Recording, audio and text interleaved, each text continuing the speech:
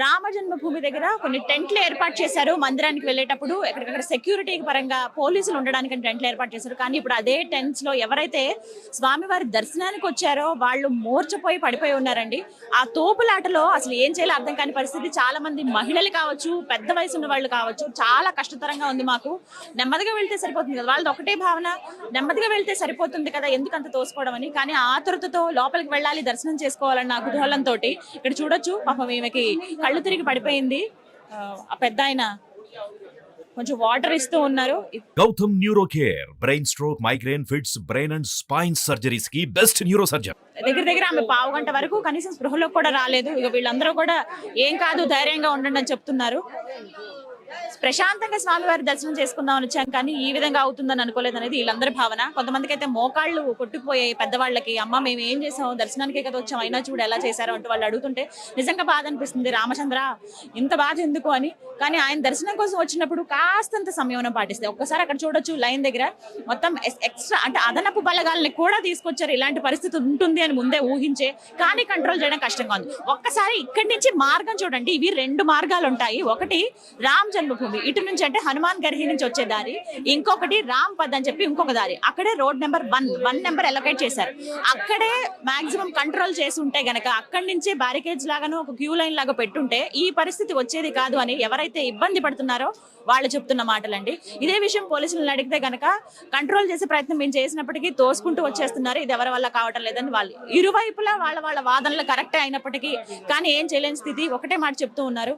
ఇక్కడ ఈ blue dress లో ఉన్న వాళ్ళు వీళ్ళందరూ కూడాను, బ్లూ కలర్ డ్రెస్ ఉన్న వాళ్ళందరూ కూడా అదనపు బలగాలు ఇప్పటికిప్పుడు వాళ్ళని దింపారు. ఎంత పరిస్థితి ఉంటుందని చెప్పి ఎక్కడికక్కడ విడతల వారీగా జనాలను వదులుతున్న పరిస్థితి. ఓవైపు అంతా మనం యూపీ పోలీసులు చూస్తున్నాము, ఇటువైపు అంతా 2 మార్గాలు ఉన్నాయి వాస్తవానికి చెప్పాలంటే లోపలికి వెళ్ళడానికి. కానీ ఒక దగ్గరికి వెళ్ళిన తర్వాత అందరినీ ఒకే దగ్గర కలిపేస్తూ ఉన్నారు. జస్ట్ ఒక సింగిల్ పాయింట్ దగ్గర సెక్యూరిటీ చెకింగ్ అనేది 2 సార్లు చేస్తున్నారు.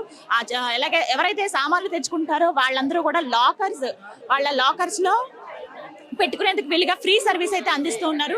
కానీ ఒకటే చెప్తూ ఉన్నారు, మా సామాన్లు భద్రపరచుకోగలిగాం కానీ మమ్మల్ని మాకు చాలా ఇబ్బంది కలిగింది. ఇంత ఇబ్బంది ఏంటి, కనీసం సదుపాయాలు లేవనే మాట వీళ్ళ నుంచి వినపడుతున్నప్పటికీ సమయం పాటించాలి. ఇది ఒక్కటే ప్రతి ఒక్కరు చెప్తున్న మాట. అందరం దర్శనం చేసుకుందాం, నెమ్మదిగా స్వామివారి దగ్గరికి వెళ్దాము. మేబీ ఫస్ట్ డే కాబట్టి ఈ ఆతృత, ఈ కుతూహలం ఉంటుంది. కొంచెం రోజు కొద్దిగా గంటలు గడిచే కొద్ది ఉదయం ఇంకా ఎక్కువగా ఉందట పరిస్థితి. అంటే చాలా ఎక్కువ మంది వచ్చారు, చలిని కూడా లెక్క చేయకుండా వచ్చారు. 12ంటికి కూడా మంచు పడుతోంది. ఇక్కడ ఎంత చల్లగా ఉంది వాతావరణం, 12 డిగ్రీలు ఉంది. అయినప్పటికీ దీన్ని కూడా లెక్క చేయకుండా కొంచెం ఎండ వస్తుంది తెల్లవారుతున్నట్టుగా, అయినా ఏవి లెక్క చేయకుండా వస్తూనే ఉన్నారు శ్రీరాముడి దర్శనం కోసం. ఆ దర్శనం కోసం వచ్చే వాళ్ళు కూడా తోసుకోకుండా వస్తే ఇంకా బాగుంటుంది. సో ఇది చూసి ఎవరైనా కూడా కాస్త వెయిట్ చేసి రండి. మన రామయ్య వచ్చేసాడు, ఇక్కడే ఉంటాడు. మనం నెమ్మదిగా ప్రశాంతంగా దర్శనం చేసుకుందాం. ఈ కహాసే ఆయా? सासाराम से बड़ी भीड़ एक हला धाका से गिरे से बचने, फिर वहाँ हम पिसा गए कैसे तो हम निकलनी हमरा के किनार पर हो जाते। आपके साथ कोई है? हमार बच्चा, हाँ एकदम हमार मिजाजन सा गेल, हम बुझल के जियम ना अब करेजा में हमरा केहने से हमरा करेजा में आ गेल धाका लेखा एकदम। हाँ फिर हमरा छूटा तर हम बाद में जब दर्शन करे किनार हो जाई तब साफ हो जाई तब हम जेबा पे ना दर्शन करब। राम भगवान कहा है ना, सब दर्शन मिला, क्यों ऐसा? और में लइकवन ढेर धक्का धुकी कर देता रह। आपका लगेज है ये? आए हाँ आपका लगेज हाँ अंदर क्यों लाया? आए अंदर क्यों लाया? वहाँ लॉकर्स है ना, वहाँ हम ना जन्ने ना तो उन्हें जमा कर दिल रहते, हम ना जन्ने कहाँ जमा होता, भूल से आ गई। అసలు పూర్తిగా లాకర్స్ అన్ని కూడా ఫిల్ అయిపోయాయి. కనీసం ఎక్కడ పెట్టుకునే పరిస్థితి కూడా లేదు. పాపం ఆమె ఏడవదు రోనమ్మ. అయ్యో, రాముడి దర్శనం కోసం అని వచ్చాము, ఇలా జరిగింది అని చెప్పి బాధపడుతున్నారు ఆవిడ. మొత్తం ఇక్కడంతా గట్టిగా తోసేటప్పటికి ఆమెకి నాకు ఊపిరి కూడా ఆడలేదని చెప్తున్నారు పాపం. పానీ పిల్ల दर्शन नहीं हुआ अभी? अच्छा ठीक है, संभाल करो, थोड़ी देर में आपको दर्शन मिलता. శ్రీ రామ్ భగవాన్. రామ ఇంకా ఏమనాలి వీళ్ళతో, నాకు నిజంగానే బాధ అనిపిస్తోంది. ఎక్కడెక్కడి నుంచో దూర ప్రాంతాల నుంచి వస్తున్నారు దర్శనం కోసం అని చెప్పి, వాళ్ళకి చేతనవ్వట్లేదు. ఇంకా మేము ఏం చేయాలి, మాకు తెలిసిన వాళ్ళు కూడా ఎవరు లేరనే వాళ్ళు మాట చెప్తున్నారు. వీళ్ళకి ఇంకా ప్రాబ్లం ఏంటంటే లగేజ్ అంతంత తెచ్చుకుంటున్నారు ఇక్కడ ఉండడానికి అని చెప్పి. ఎందుకంటే చలి కదా, దుప్పట్లని ఇంకా ఎక్స్ట్రా జర్కిన్స్ అని ఇవన్నీ తెచ్చుకుంటున్నారు వాళ్ళు, చలి కాచుకోవడానికి, చలిని ఆపేలాగా. అవన్నీ పట్టుకుని మోసుకుని తీసుకుని వెళ్ళాలి. ఎక్కడైనా లాకర్లో పెట్టుకుందామనంటే అసలు ఛాన్సే లేదని అంటున్నారు. సో ఇక్కడ చాలా మంది కూర్చున్నారు లైన్లో, వెళ్ళి వెళ్ళి అలసిపోయి ఇంకేమి చేయలేక కాసేపు హోల్డ్ అవుతున్నారు. ఇక్కడ ఈ గ్యాప్ చూసారా, ఈ మధ్యలో ఉన్న ఈ గ్యాప్ ఏంటంటే ఇక్కడ వరకు అంటే విడతల వారీగా వదులుతున్నారు అనమాట. అందుకే ఇక్కడ ఎంత ఖాళీగా కనిపిస్తుంది. మళ్ళీ ఎక్కడి నుంచి అక్కడ చూడొచ్చు, ఒక థ్రెడ్తో, జస్ట్ ఒక థ్రెడ్తో ఆపుతున్నారు అంతే. అక్కడి నుంచి మళ్ళీ ఆ చివరి వరకు రాంప దగ్గర దగ్గర 1 కిలోమీటర్ మేర ఇసుక వేస్తే రాలనంత మంది పబ్లిక్ ఉన్నారండి. అంత దారుణంగా ఉంది ఇక్కడ. అంటే హెవీగా ఉన్నారు క్రౌడ్, భక్తజనం చాలా మంది ఉన్నారనే చెప్పొచ్చు. ఇగో చాలా మంది ఇక్కడికి వచ్చి అలసిపోయి మధ్యలో కూర్చున్నారు ఆ తోపులాట్లో భరించలేక. మళ్ళీ అక్కడ ప్రారంభించినప్పుడు మళ్ళీ వెళ్దామని వాళ్ళందరూ చెప్పేది ఒకటే, జై శ్రీరామ్ జై శ్రీరామ్ అనుకుంటూ వెళ్ళిపోతాం, ఎంత పడిన కష్టం స్వామివారి దగ్గరికి వెళ్ళలేకపోతుంది అనే భావన.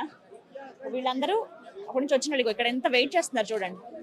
వీళ్ళందరూ కూడా వచ్చి కాసేపు వెయిట్ చేసి మళ్ళీ అక్కడ స్టార్ట్ అవగానే మళ్ళీ మొదలవుదామని వెళ్దాం అనుకున్న వాళ్ళే. సో మొత్తం మీద ఇది రామ జన్మభూమి దగ్గర జస్ట్ ఒక 10 అడుగుల దూరంలో ఉన్నాం అంతే ఆలయానికి. లోపలికి వెళ్లేందుకు వీలుగా ఉంటుంది. నిజంగా సరిగ్గా సంయమనం పాటించి ఒక లైన్ ప్రకారంగా వెళ్తే ఖచ్చితంగా ఉంటుందండి. ఒక వ్యక్తి వస్తున్నారు చూడండి శ్రీరాముల వారి దర్శనానికి, సాష్టాంగ నమస్కారాలు చేసుకుంటూ వస్తున్నారు. స్వామీజీ సాష్టాంగ నమస్కారాలు చేసుకుంటూ వస్తున్నారు. ఒక మొక్కు అనుకుంటా, ఆ మొక్కు ప్రకారంగా వారు రావడం మనం చూస్తున్నాం. కహాసే ఆప్? कन्याकुमारी से। कन्याकुमारी से। कन्याकुमारी से ऐसे ही आए? हाँ, पद यात्रा दिल्ली तक और दिल्ली के बाद जो है दंडवत यहाँ तक 11 महीने से चल रहे हैं।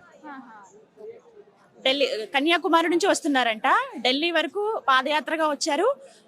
అక్కడి నుంచి అంటే ఎప్పుడైతే అయోధ్య ఎంటర్ అయ్యారో అక్కడి నుంచి సాష్టాంగ నమస్కారం, దండవత్ ప్రణామాలు అంటే సాష్టాంగ నమస్కారాలు చేసుకుంటూ వస్తున్నారు.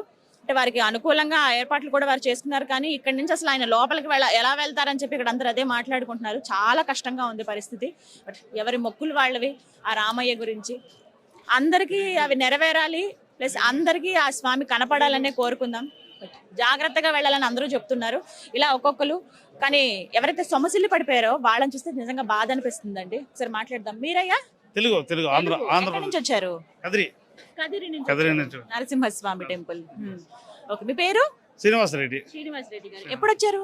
4 రోజులైంది. 19వ తేదీ వచ్చినాం. దర్శనం అయిందా? దర్శనం అయింది. ఇప్పుడే జరిగింది. ఇంకా కొందరికి అయిందా, ఒకరికి అయింది. చాలా తోపులాట. స్వామివారు ఎలా ఉన్నారు? స్వామివారు బాగుంటారు. ఇంకొక మాట, లోపల ఎలా ఉంది అసలు ఆలయం లోపల పరిస్థితి? చాలా సూపర్ గా ఉంది, చాలా బాగుంది. భక్తులందరూ వెళ్తున్నారు కదా, బాగుతున్నారు. లోపల తోసుకుంటున్నారా? చాలా చూస్తున్నారు. కాళ్ళు తగిలినాయి, మాకు కూడా కాళ్ళు తగిలినాయి. ఏరే వాళ్ళకి వచ్చి కాళ్ళు ఇరిగిపోయింది, ఒక ఆమెకు వచ్చి చెయ్యి ఇరిగిపోయింది. చాలా ఇబ్బందిగా ఉంది. తోపులాట వల్లే బాగానే ఉంది.